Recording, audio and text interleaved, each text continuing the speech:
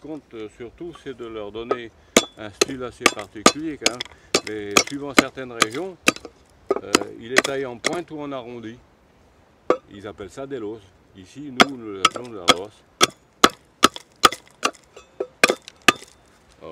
Donc c'est là, par exemple, elles sont mises par série, donc du plus petit modèle au plus grand.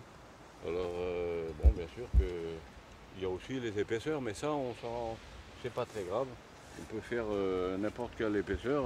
C'est à nous de les poser et puis d'en faire en telle sorte que ça ne fasse pas des talus comme on appelle. Alors bien sûr, elles éclatent pas tout à fait comme on le souhaite. Ça part dans un sens et dans un autre, vous voyez là. Mais comme il y a un tiers de l'ardoise qui est apparent et les deux autres tiers sont quasiment cachés. Donc ce qui fait que bon, s'il y a un petit éclat ici, on ne le verra pas. Et dans l'ensemble, ça se taille assez bien, mais il y a certains lots qui sont très très durs. On est quasiment obligé de passer avec la pointe 5 cents, car les pointes de marteau ne résistent pas. Alors pour percer, c'est ça, c'est tout simplement. On perce et on attend que ça se passe. On perce parce qu'elle est posée au clou. L'ardoise est posée au clou. Donc vous avez des très grands modèles à la base du toit et vous en avez de plus en plus, comme c'est un bureau décroissant, vous avez de plus en plus de petits modèles en finale.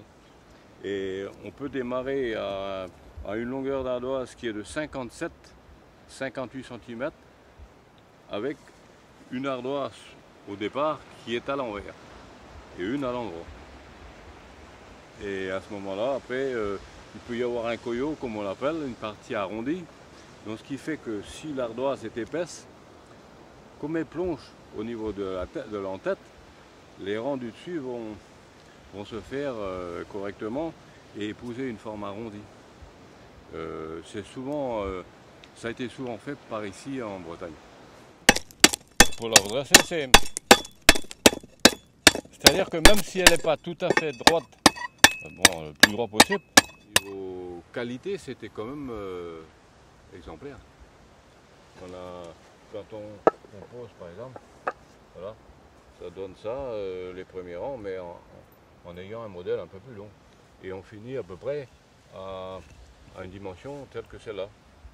Et celle-ci, ces ardoises-là, elles n'ont pas été souvent utilisées, mais c'est de cette taille-là, étaient utilisées pour faire les nœuds.